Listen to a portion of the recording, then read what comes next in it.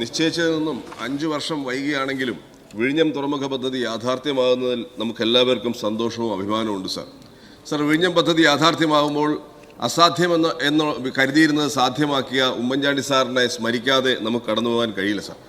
12-ാം തീയതിയിലെ പരിപാടിക്ക് സ്വാഗത സംഘം രൂപീകരിക്കുന്നതിനുൾപ്പെടെയുള്ള എല്ലാ കാര്യങ്ങളിലും നമ്മളെല്ലാവരും സഹകരിച്ചാണ് സാർ മുന്നോട്ട് പോകുന്നത്.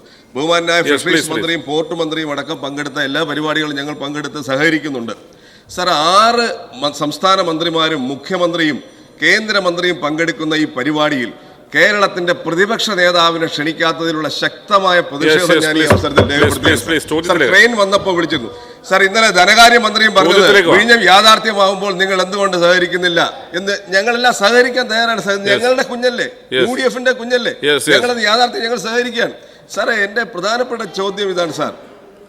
സഹകരിക്കുന്നു എന്ന് പറയുമ്പോൾ ചോദ്യത്തിലേക്ക് വരികയാണ്. കടകംപള്ളി പറഞ്ഞത്, ബഹുമാനായ കടകംപള്ളി പറഞ്ഞത് അദ്ദേഹത്തിന്റെ കുറ്റബോധത്തിൽ നിന്നാണ്.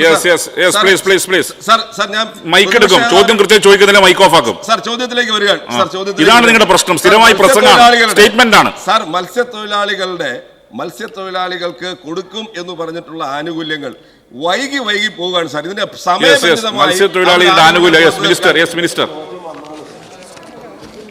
സാറിന്റെ ആനുകൂല്യത്തെ സംബന്ധിച്ച് ഞാൻ പറഞ്ഞത് 106 കോടി രൂപ ഇതിനോടകം കൊടുത്തു സാർ. ഇവിടെ ഒരു കാര്യം മനസ്സിലാക്കേണ്ടത്, ഇവിടെ നടപ്പാക്കുന്ന പദ്ധതിയുടെ ഏതാണ്ട് 80% തുകയും സ്റ്റേറ്റാണ് ഇതുവരെ മുടക്കിയിട്ടുള്ളത്. അത് മനസ്സിലാക്കിക്കോണം. വിൻസെന്റിന്റെ മുൻ ഗവൺമെന്റിന്റെ കാലത്ത് കരാറ് വെച്ചു എന്നുള്ള സത്യമാണ്. പക്ഷേ ഈ ഗവൺമെന്റും കഴിഞ്ഞ പിണറായി വിജയൻ ഗവൺമെന്റ് കാലത്താണ് മുഴുവൻ പണവും ഇതിനു വേണ്ടി സംസ്ഥാനങ്ങളിൽ മുടങ്ങിയിട്ടുണ്ട്. പദ്ധതി ആരംഭിച്ചത്. അതുകൊണ്ട് നിങ്ങൾ ഇതിനകത്തൊരു പങ്ക് നിർവഹിച്ചില്ല എന്നുള്ള അഭിപ്രായം ഞാൻ പറയുന്നില്ല. നിങ്ങൾ പങ്ക് നിർവഹിച്ചിട്ടുണ്ട്. ആ പങ്ക് നിർവഹിക്കുമ്പോൾ തന്നെ ഈ പദ്ധതി നടപ്പാക്കി പൂർത്തീകരിക്കണമെന്നുള്ളത് ഇടതുപക്ഷ ജനാധിപത്യ മുന്നണി ഗവൺമെന്റിന്റെ പ്രഖ്യാപിത ലക്ഷ്യമാണ്. അതാണ് യാഥാർത്ഥ്യമാകുന്നത് സാർ. ഇവിടെ ഒറ്റ കാര്യം കൂടി, ബഹുമാനപ്പെട്ട പ്രതിപക്ഷ നേതാവിനെ വിളിച്ചില്ല എന്ന് പറയുന്ന ഭാഗം ഞങ്ങൾ പരിശോധിക്കാം. പക്ഷേ അന്ന് ട്രെയിൻ കൊണ്ടുവന്ന സമയത്തുള്ള ആദ്യത്തെ ചടങ്ങ് അദ്ദേഹത്തെ ക്ഷണിച്ചിരുന്നു, അത് പങ്കെടുക്കുകയും ചെയ്തു സാർ. രണ്ടാമത്തെ ഇപ്പോൾ എന്ന് പറഞ്ഞാൽ ഈ കണ്ടെയ്നർ കൊണ്ടുവരുന്ന ഒരു ചടങ്ങാണ്. അതെന്താണ് സംഭവിച്ചെന്നുള്ള പരിശോധിച്ച് അത് തിരുത്താൻ ഉള്ള ശ്രമം നടത്തും.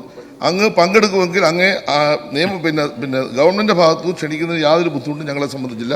ആ കാര്യം പരിശോധിച്ച് തീരുമാനിക്കുന്നതാണ്. സാർ, ബഹുമാനായ വിൻസെന്റ് ഇവിടെ സൂചിപ്പിച്ചപ്പോൾ ഈ പദ്ധതി ആകെ ഉമ്മൻചാണ്ടി ഗവൺമെൻറ് കാലത്താണ് തുടക്കം കുറിച്ചെന്ന് പറഞ്ഞത് ശരിയല്ല സാർ. ആദ്യമായി മൺമറഞ്ഞ EK നായനാർ ഗവൺമെൻറ്റാണ് ആദ്യമായി യഥാർത്ഥത്തിൽ ഇതിന് കമ്മിറ്റിയെ നിയോഗിച്ചത്, കുമാർ കമ്മിറ്റി.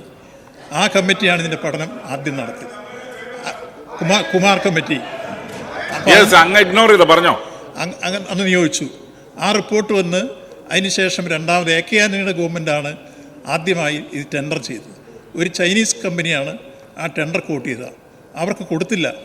അതിനുശേഷം പിന്നീട് വന്ന VS ഗവൺമെൻറ്റാണ് രണ്ടാമത് വീണ്ടും ഇത് ടേക്കപ്പ് ചെയ്ത് അന്നത്തെ തുറമുഖ മന്ത്രിയായിരുന്ന വിജയകുമാർ ഇത് സംബന്ധിച്ച ഫയലുകൾ നീക്കി ടെൻഡർ ചെയ്ത് ഒരു ആന്ധ്ര കമ്പനി മുന്നോട്ട് വന്നു. അന്നതിന് കരാർ കൊടുത്തിരുന്ന കമ്പനിക്ക് എടുക്കാൻ കഴിയാവുന്നത് കോടതി കേസ് വന്നു. അതിന് ശേഷമാണ് ഇവിടെ സൂചിപ്പിക്കുന്ന UDF ഗവൺമെൻറ് ടെൻഡറും മറ്റു നടപടികളും. നിർമ്മാണ പ്രവർത്തനങ്ങൾ യഥാർത്ഥത്തിൽ പിണറായി വിജയൻ ഗവൺമെൻറ്റാണ് പൂർണ്ണമായി നിർവഹിച്ചിരിക്കുന്നത്.